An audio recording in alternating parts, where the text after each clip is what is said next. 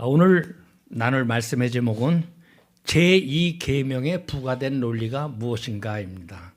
우리는 십계명을 지금 공부하고 있습니다. 그래서 십계명을 공부할 때 각 계명이 무엇이냐, 하나님이 주신 말씀이 무엇이냐, 이 계명에서 하나님이 원하시는 게 뭐냐, 또 이 계명에서 하나님이 금하시는 것이 뭐냐, 그리고 이 계명에서 원하시고 금하시는 것 외에 부가적으로 말씀하시는 것이 무엇이냐 하는 것을 우리가 그런 스타일로다가 십계명을 공부를 하고 있습니다. 오늘은 이 계명에 부과된 논리가 무엇이냐라는 제목으로 함께 말씀을 나누겠습니다. 출애굽기 20장 5절에서 6절까지 말씀을 보겠습니다. 구약성경 출애굽기 20장 5절에서 6절까지 말씀입니다.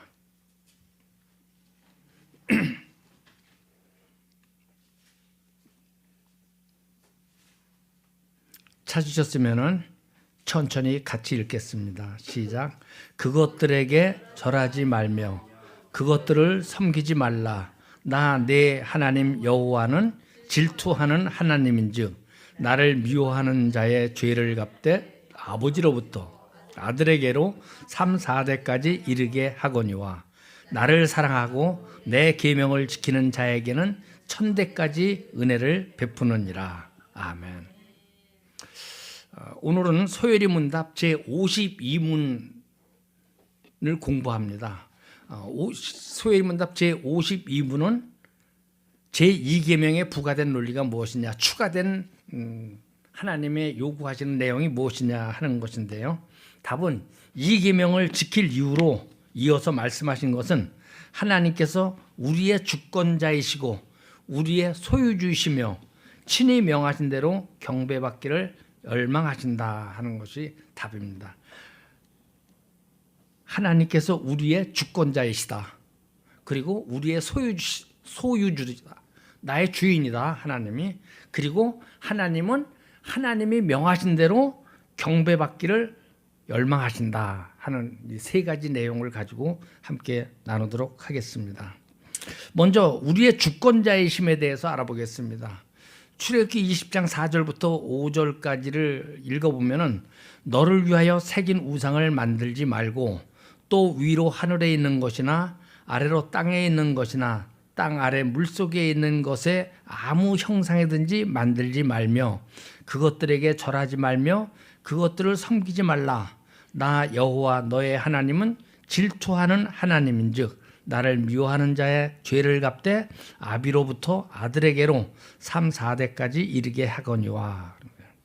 우상을 섬기지 말라고 마셨는데 그 방법에 있어서 사람을 위하여 새긴 우상을 만들어서 섬기지 말라 하는 것이 제2계명입니다. 나 여호와는 너의 하나님은 무슨 하나님이라고요? 질투하는 하나님입니다. 나를 미워하는 자의 죄를 갚되 아비로부터 아들에게까지 3, 4대까지 이르게 하거니와 나를 사랑하고 내 계명을 지키는 자에게는 1000대까지 은혜를 베푸느니라.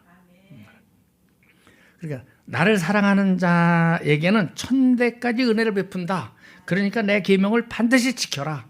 내 말을 안 듣는 사람은 그 자녀 손자들까지 해서 3, 4대까지 아주 그 죄를 갚겠다. 이것이 하나님의 말씀인데요. 이렇게 말씀하시는 이유는 하나님은 우리의 주권자시라는 것입니다. 우리의 소유주라는 거예요. 우리 하나님은 높으신 하나님이다. 우리가 이렇게 표현합니다.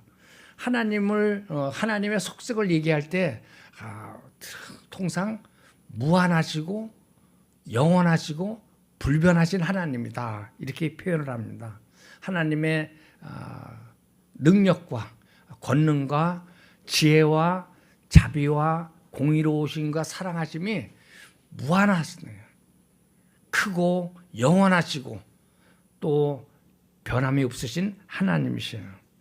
이런 하나님인데 이런 하나님을 네 생각대로 요렇게 생겼을 것이다 라고 생각해 가지고 새겨서 섬기지 말라 하는 것입니다.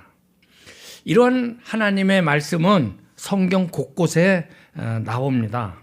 시편 115편 3절을 한번 찾아서 읽어주시기 바랍니다. 구약성경 시편 115편 3절입니다. 오직 우리 하나님은 하늘에 계셔서 원하시는 모든 것을 행하셨나이다. 아멘. 아멘. 우리 하나님은 어디에 계시다고요? 하늘에 계세요. 그래서 하늘에 계셔가지고 원하시는 모든 것을 행하신다. 모든 것을 행한다. 그러니까 큰 주권을 가지고 행하신다는 것입니다. 사무엘상 2장 7절을 한번 찾아 우리 백철 성도님이 한번 찾아보실까? 구약성경 사무엘상 3상 2장 7절.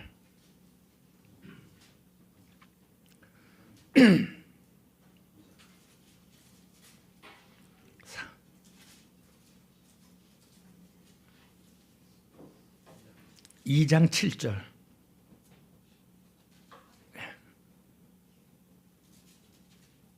여호와는 가난하게도 하시고 부하게도 하시며 낮추기도 하시고 높이기도 하시는 도다. 아멘.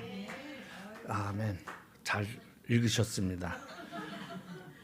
여호와는 부자도 만들고 가난하게도 만드신다는 거예요.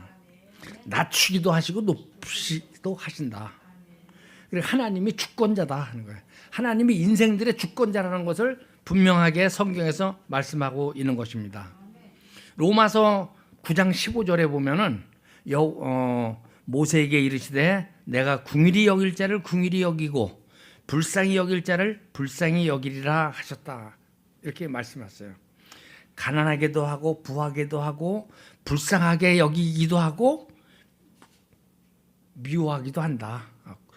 궁일이 여길 자를 궁일이 여기고 불쌍히 여길 자를 불쌍히 여긴다 하는 것은 미워할 사람은 미워한다는 뜻이 포함되어 있는 거예요. 그러니까 하나님이 누구에게 은혜를 베풀어서 구원하기도 하고 누구는 불쌍히 여기질 않고 그냥 멸망의 길로 그대로 가도록 내버려 두기도 한다 하는 것이죠. 구원이 하나님에게 달렸습니다. 그렇기 때문에 로마서 9장 18절에 보면은 그런즉 하나님께서 하고자 하시는 자를 궁일이 여기시고 하고자 하시는 자를 강팍하게 하시느니라 그랬어요. 누구에게 은혜를 베풀어서 구원을 베풀기도 하시고 누구에게는 마음을 강팍하게 해서 회개하지 않도록 더욱 악한 마음을 갖게 하신다는 것입니다. 이 말씀을 성경에서 우리가 아주 대표적으로 찾아볼 수 있는 게 누구냐 하면은 애굽 왕 바로예요. 바로가 모세를 통해서 하나님의 말씀을 많이 듣습니다. 여러 번 듣습니다. 그런데 이 바로가 마음을 고쳐 먹습니까? 안 고쳐 먹습니까? 그래 성경 읽고 또 우리 설교도 많이 들어봤잖아요. 바로는 모세가 아무리 하나님의 말씀을 전해도 마음을 고쳐 먹질 않아요. 하나님께 순종하지 않습니다. 그리고 버팁니다. 하나님 말씀 앞에서도 내 백성을 보내라 그러면 안 된다. 여호와가 누구이기에 내가 이스라엘 백성들을 놓아보낸다가 말이냐. 에집트는 당시에 이스라엘뿐만이 아니라 조그만 소수민족들을 잡아다가 노예로 삼아서 그 노예들을 통해서 공짜로 나라를 만들어요. 김정은이가 북한 주민들을 노예로 만들어서 마음대로 그냥 빌딩도 짓고 길도 만들고 하는 거고 똑같아요.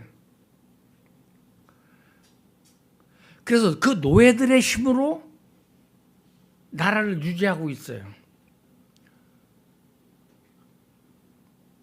그런데 그 노예들을 내보내면은 우리 애굽이 어떻게 되냐?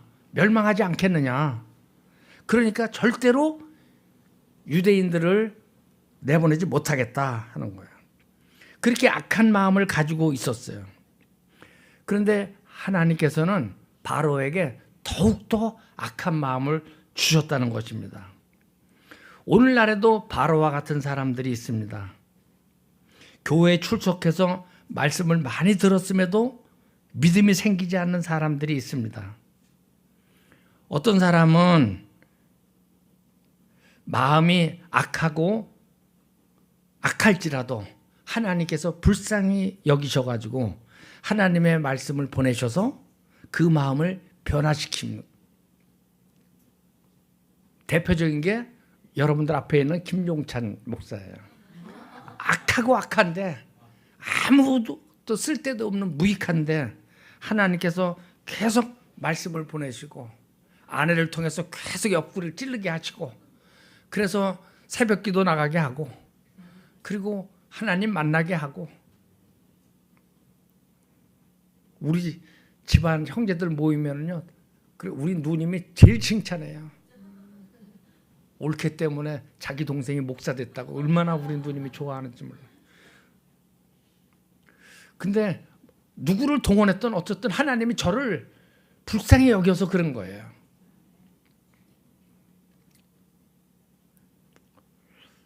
그런데 악하게 쓰는 사람은 그냥 계속 악하게 내버려 두는 거죠.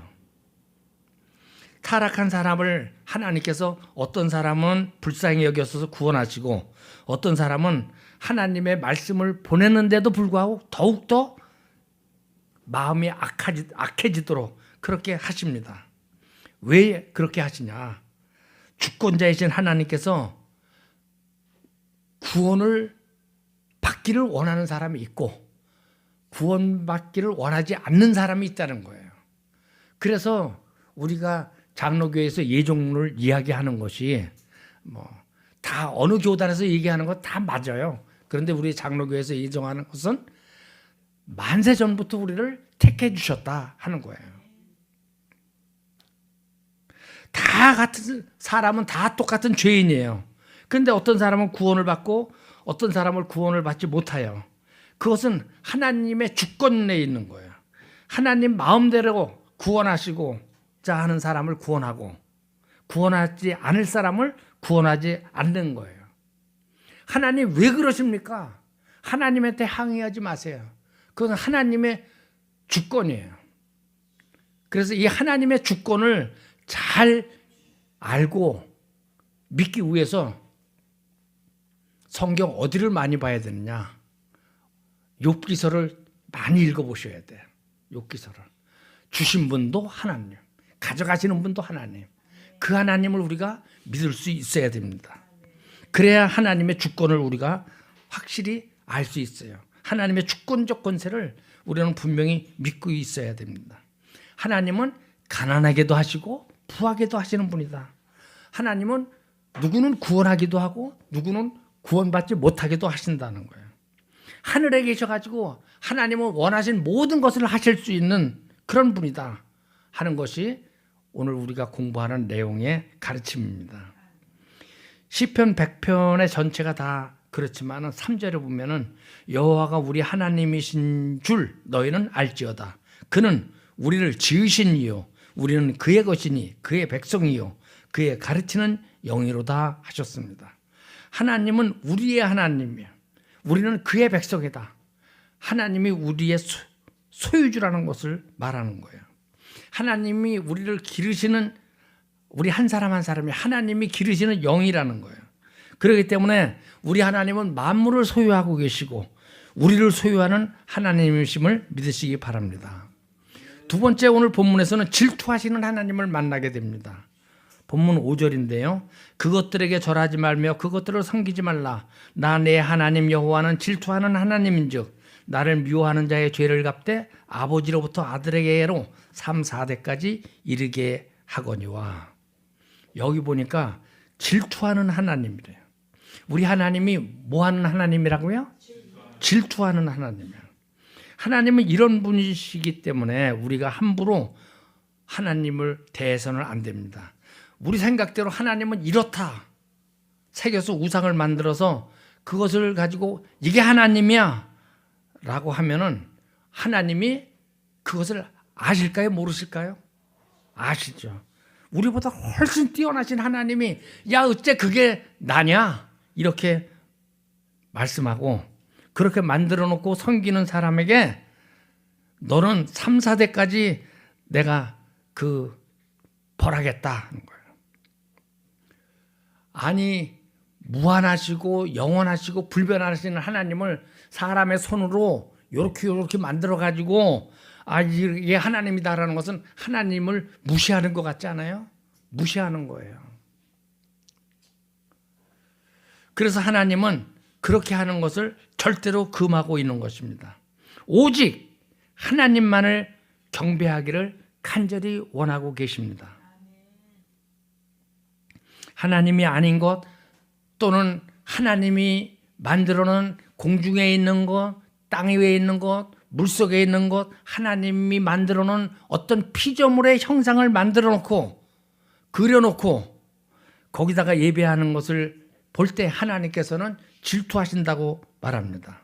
나는 질투하는 하나님인즉 나를 미워하는 자의 죄를 갚되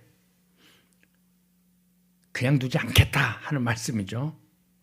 출애굽기 34장 14절을 보면은 너는 다른 신에게 절하지 말라. 여호와는 질투라 이름하는 질투의 하나님이라. 출애굽기 20장에서 나는 질투의 하나님이다라고 말하는데 34장에서는 질투의 하나님이라. 질투라 이름하는 질투의 하나님이다. 아주 질투하는 하나님이라는 것을 굉장히 강조하고 있습니다. 그것은 아주 내가 강력하게 질투한다 라고 표현하고 있는 것입니다. 우리 하나님은 거룩하신 하나님이잖아요. 그 거룩한 하나님, 누구도 흉내내지 못하는 그런 하나님이에요. 그런데 그 하나님이 뭘 만들어 놓고 이게 하나님이라고 하는 것을 질투한다고 그래요. 질투해요. 도덕적으로 순결하시고 만물보다 뛰어나시고 그런 하나님을 우상으로 만들어 놓고 섬기는 것은 도저히 안 된다 하는 것을 하나님께서 강조하고 있습니다. 질투하는 하나님이다라고 말씀하시는 데서 우리는 무엇을 알 수 있을까요? 하나님이 나는 질투의 하나님이다 그러는 것은 사랑이 그만큼 크다는 거예요. 제가 우리 집 사람을 사랑했는데 우리 집 사람이 다른 사람을 사랑한다고 생각해 봐요. 그러면은 질투가 생겨요, 안 생겨요? 생겨요. 그런데 저 지나가는 여자가 다른 남자하고 교제하는 걸 보면 질투가 생겨요, 안 생겨요? 안 생기죠. 하나님은 나는 질투하는 하나님이다. 나는 질투라 이름하는 하나님이다라는 것은 그만큼 하나님이 우리를 사랑하신다는 것입니다.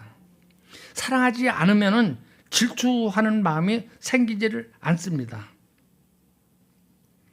하나님께서는 하나님의 백성에 대해서 그만큼 사랑하시기 때문에 질투를 하고 계신 것입니다. 그만큼 사랑하는 거예요. 질투하는 하나님이라는 데는 그래서 두 가지 뜻이 있어요. 첫째는 세상 아무것도 하나님보다 낫지 못하다는 그런 뜻이 있습니다. 하나님보다 낫지 못한 것을 하나님의 자리에다 놓기 때문에 하나님께서 그것을 가만두지 않겠다고 말씀하시는 거고요. 두 번째는 하나님께서 사람을 그토록 사랑하시기 때문에 다른 것들 우상으로 섬기는 경우에는 그것을 질투하신다 하는 거예요. 내가 너를 사랑하니 너도 나만 사랑해야 된다 하고 하나님은 우리의 사랑을 원하고 계신 것입니다. 그런데 오늘 성경 본문 5절부터 6절까지를 보면은 나를 미워하는 자의 죄를 갚되 아버지로부터 아들에게로 3, 4대까지 이르게 하거니와 나를 사랑하고 내 계명을 지키는 자에게는 1000대까지 은혜를 베푸느니라 라고 말씀하셨어요. 이 계명을 지키는 자에게는 그 죄를 갚는데 그 당대뿐만 그 당사자뿐만 아니라 자손 3, 4대까지 죄를 갚는다고 말씀하시고 나를 사랑하고 내 계명을 지키는 자에게는 1000대까지 은혜를 베푸신다라고 말씀하셨어요. 그러니까 계명을 안 지키는 것보다 계명을 지키는 자를 사랑하는 것이 더 그 사랑이 크다는 것을 강조하셨어요. 세상에 보면은 부모가 잘 살면은 부모가 출세하면은 자녀들도 잘 사는 부모의 덕을 봅니다. 출세하는 부모의 덕을 보잖아요. 높으신 분들이요. 어디 제가 군대 얘기할게요. 제가 어깨에 별이 한 2개나 3개쯤 달려 있는데 우리 아들이 군대 나갔어요. 그 부대에다가 아들이 근무하는 부대에다가 전화를 해요. 그 전화를 하면은 누구 전화냐? 아, 공공부대 뭐 중장 누구의 전화다. 그러면 전화 받는 사람이 전화하는 사람이 누군지 알아요. 바꿔줘요. 그래 통화를 했어요. 그러면은 별 3개 밑에 있는 사람들이 별 3개 아들이 힘든 거를 시킬까요? 안 시킬까요? 절대로 안 시킵니다. 야, 휴가 가고 싶은지 않냐? 야, 외박 안 나갈래? 알아서 다 해요. 알아서. 그게 세상이에요. 그래서 힘없는 사람들은 아이들이 학교 다닐 때 무슨 점수 따려고 열심히 가서 봉사하지만은 끝발에 있는 집 아들들은 그런 거 안 해도 다 표창장도 받고 다 그냥 근무 안 해도 근무한 기록들이 딱딱 나와요. 그게 세상이에요. 그런데 아버지가 감옥에 가 있어요.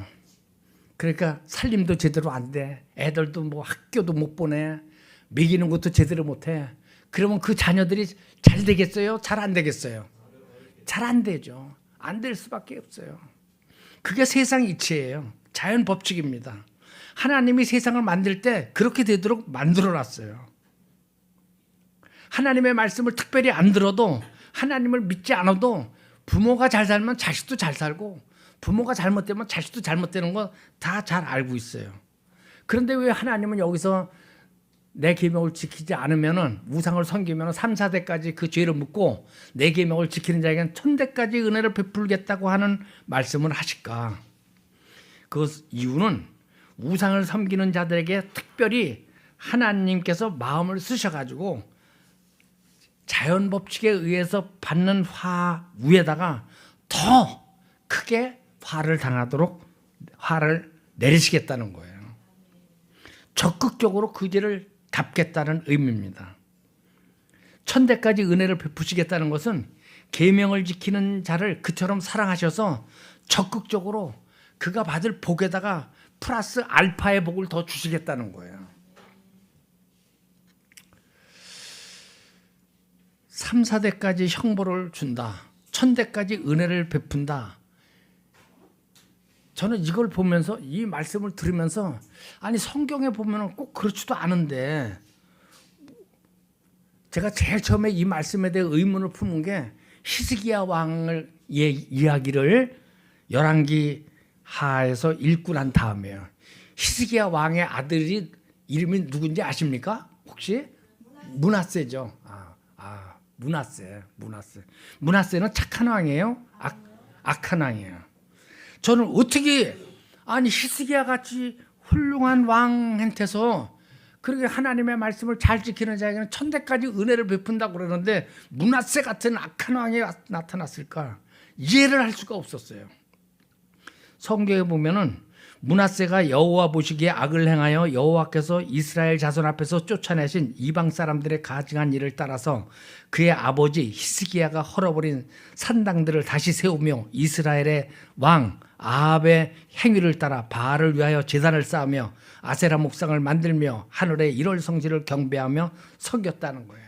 히스기야 왕이 우상을 섬기는 산당들을 다 헐어버렸는데 그 아들 므낫세가 그 산당을 다시 세우고 그것뿐만이 모자라서 북쪽 이스라엘 왕 아합이 섬기는 그런 바알들을 위해서 또 제단을 쌓고 아세라 목상들을 만들어서 하늘의 일월 성지를 섬기고 경배했다는 거예요. 착한 왕 아들한테서 악한 왕이 나왔어요. 그런데 므낫세 왕의 아들은 이름이 아몬인데요. 성경에 보니까 아몬이 그의 아버지 므낫세의 행한 같이 여호와 보시기에 악을 행하되 그의 아버지가 행한 모든 길로 행하여 그의 아버지가 섬기던 우상을 섬겨 그것들에게 경배하고 그들 조상들의 하나님 여호와를 버리고 그 길로 행하지 아니하더니 그의 신복들이 그에게 반역하여 왕을 궁중에서 죽이매 그 아들 요시야를 대신하여 왕을 삼았더라. 므낫세의 아들은 벌을 받았어요. 더 악해졌어요. 이거 보니까 므낫세가 그렇게 잘못했으니까 하나님이 그 자손 3, 4대까지 죄를 묻겠다고 했으니까 그 아들 암몬에게도 그렇게 줬구나 이해가 갔는데, 암몬의 아들 요시아는 또 착한 왕이에요. 왕하 23장 25절부터 26절까지 이르면은 요시아가 여호와 보시기에 정직히 행하여 그의 조상 다윗의 모든 길로 행하고 좌우로 치우치지 아니하였더라. 요시아와 같이 마음을 다하며 뜻을 다하며 힘을 다하여 모세의 모든 율법을 따라 여호와께로 돌이킨 왕은 요시아 전에도 없었고 후에도 그와 같은 자가 없었더라 하고 성경에 평가하고 있어요. 히스기야 왕은 하나님 보시기에 괜찮은 왕이었어요. 그 아들 므낫세는 아주 악한 왕이었어요. 히스기야 왕의 손자는 아주 또 못된 왕이었어요. 그런데 증손자 요시아는 또 그와 같은 왕이 전에도 없고 후에도 없었더라. 하나님으로부터 칭찬받은 왕이에요. 아니 잘못하면 3, 4대까지 죄를 묻고 잘하면 1000대까지 은혜를 베푼다고 그러는데, 히스기야 왕이 잘했으면 1000대까지 은혜를 베풀어야지. 므낫세가 잘못했으면 3, 4대까지 악을 베풀어야지. 근데 이게 다 안 맞는 거예요. 그래서 이걸 보면서 아주 이해를 오랫동안 못했어요. 제가 평신도 때.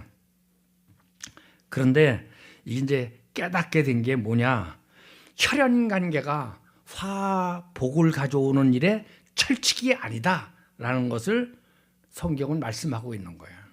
하나님은 은혜를 베풀 자에게 은혜를 베풀고 불쌍히 여길 자를 불쌍히 여기고 가난하게도 하시고 부하게도 하시는 주권자이시며 우리의 소유주신 하나님이다.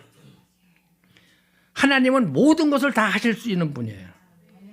창조의 원칙이 지켜지지 않는 가운데서도 하나님께서 주권적으로 누구에게는 은혜를 베푸시고 누구에게는 은혜를 거두시기도 한다는 사실을 성경에서 발견할 수가 있는 것입니다. 우리가 여기에서 주의해야 할 점은 일반적인 법칙이 있지만 동시에 하나님의 주권적인 은혜 베풀 자에 대해서는 은혜를 베푸시고 버릴 자에게는 버리신다는 것을 알아야 됩니다. 하나님의 법을 잘 지킨 자에게는 1000대까지 은혜를 베푸시고 우상을 섬기는 자에게는 그 죄를 3, 4대까지라도 갚으신다 하는 것도 잘 알아야 되는 거예요. 그러므로 각 사람이 은혜와 복을 받아 누리는 것은 하나님의 은혜로 되는 것이지 자기 선조가 훌륭하니까 자동적으로 되는 건 아니다 라는 사실을 우리가 명심해야 하는 것입니다. 우리 주변에 보면은요, 얘기를 하다 보면은 자기 어머니가, 제가 직장 다닐 때 제 직장 동료 중에 하나가 자기 어머니가 전도사님이라는 거야. 그래서 나이가 지금 암만인데도 아직도 전도사 사역을 하고 계시다는 거예요. 그리고 우리 어머님은 새벽 기도 안 빠지시고 또 전도사로 교회 섬기고 아주 그렇다고 그래요. 근데 본인은 교회 안 나가요. 또 어떤 제 직장 동료 한 사람은 자기 부인이 어느 교회 권사님이래요. 아주 새벽 기도도 잘 가고 여전도에 잘하고 뭐 찬양대도 쓰고 뭐 이것저것 아주 열심히 한다는 거야. 이 사람이 왜 그 얘기를 하냐면요, 자기는 자기 부인 덕에 하나님의 은혜를 받아가지고 천국에 갈 걸로 착각하고 있는 거예요. 자기는 자기 어머니를 따라서 믿음도 없어. 자기 부인을 따라서 믿음도 없어. 그런데 자기 어머니 때문에, 자기 부인 때문에 자동적으로 믿음이 생기고 자동적으로 구별된 사람이라고 착각하는 사람이 있다는 거예요. 유대인들도 그랬잖아요. 유대인들도 하나님의 말씀대로 살지 못하고 하나님의 율법을 지키지도 않고 위선적으로 살면서도 우리 조상이 아브라함이라고, 우리 조상이 아브라함이기 때문에 우리는 특별한 존재라고 그렇게 기세등등하게 살았잖아요. 지금도 그러는 사람들이 있고요. 사랑하는 우리 말씀교회 성도 여러분, 우리 하나님께서 제2계명을 통해서 우리에게 요구하는 것과 금하는 것과 부가적으로 요구하는 내용을 분명히 알아야 됩니다. 이 계명의 핵심은 하나님을 섬길 때 하나님의 방법으로 섬기라는 거예요. 네 생각대로 하지 말라는 거예요. 새긴 우상 만들지 말고 아무 형상이든지 만들지 말고 절하지 말고 섬기지 말라. 모세는 신명기에서 이스라엘 백성들에게 너희가 하나님이 우리에게 계명을 줄 때 산에서 어떤 일이 있었느냐? 천둥이 울리고 뇌성번개가 치고 구름이 빽빽하게 들어차고 그 가운데서 말씀이 임하지 않았느냐? 너희 중에 하나님의 형상을 본 사람이 있느냐? 그러니 어떤 형상도 만들지 말라고 강조했습니다. 우리가 소요리 문답을 공부하고 있는데 이 소요리 문답을 만든 모임, 회의가 웨스트민스터 총회예요. 영국의 웨스트민스터 사원에서 지금도 그 영국 여왕 즉위식도 하고 뭐 그런 거 하잖아요. 거기 총회에서 이걸 만드는데 이 웨스트민스터 총회에서 151명의 성직자들이 모여서 맨 먼저 만든 게 뭐냐 하면은요. 그러면은 하나님을 어떻게 예배해야 되는 거냐? 어떻게 예배해야 올바른 예배냐 하는 거예요. 예배의 모범을 만들었어요. 그래서 그 예배의 모범을 우리 장로교, 백석교단, 뭐 통합교단, 합동교단, 고신교단 어느 교단이든지 웨스트민스터 총회에서 만든 예배의 모범을 근거로 헌법에다가 우리 교회는 우리 장로교는 이렇게 예배드리자 하고 정해놨어요. 헌법에. 그래서 우리가 주보가 그냥 목사님이 생각나는 대로 하는 게 아니라 그 헌법을 근거로 해서 만드는 거예요. 교회마다 차이는 조금 뒀어요. 헌금 시간을 설교 앞에다가 두는 게 맞느냐 뒤에다 두는 게 맞느냐 뭐 그렇게 해서 이런저런 이유로 해서 그거는 약간 차이가 있지만은 그러나 나머지는 다 대동소이합니다. 예배를 하나님이 정하신 방법대로 하나님을 예배하는 건 굉장히 중요합니다. 기독교 방송에서 보면은 대부분 그 설교만을 내보내요. 그러니까 기독교 방송을 많이 듣는 분은 예배 드리는 게 설교만 들으면 예배 드리는 걸로 생각해요. 예배 드린다고 하는 것은 설교만 듣는 게 예배 드리는 거 아니다라는 사실을 분명히 알아야 됩니다. 또 우리가 보면은 여러분들 집에 혹시 예수님 초상화 있는 집이 있는지 모르겠어요. 교회 다니는 분들 집에 예수님 초상화 있는 집 많아요. 뭐 어떤 사람은 또 어떤 보니까 구름 속에 이런 현상이 있다고 이렇게 보면 예수님 얼굴이 구름 속에 나타났다고 그걸 또 찍어서 이제 유튜브에서 카톡에서 이렇게 날르고 그러는 거가 있는데요. 우리가 요즘 복음서를 얼마 전에 읽었지만은 복음서에 예수님이 키가 몇 센치 정도 된다고 나왔어요? 곱슬머리예요? 곱슬머리 아니에요? 성경에 좀 뚱뚱해요? 마른 편이에요? 그런 거는 아무것도 없죠. 예수님의 형상을 가름할 만한 것이 아무것도 없어요. 그런데 예수님의 얼굴이 어떻게 나온 거예요? 누가 본 거예요? 예수님 얼굴 시중에 다니는 게 동양 사람입니까? 서양 사람입니까? 예수님은 실제 동양 사람입니까? 서양 사람입니까? 동양 사람이에요. 예수님은 실제 동양 사람이에요. 근데 서양이 문명이 먼저 발전하다 보니까 자기들이 아는 사람의 형상대로 그려가지고 예수님의 형상이 서양 사람으로 되고 그것이 그냥 오늘날 예수님의 형상으로다가 아주 고정화되어 있어요. 인간적인 생각에서 자기의 고안대로 만들어진 것에 불과하다는 사실을 아시고 나의 삶의 주권자이시고 나의 소유주시며 친히 정하신 대로 경배받기를 열망하시는 우리 하나님을 온전히 영과 진리로 예배하는 우리 말씀교회 저와 여러분들이 되기를 축복합니다.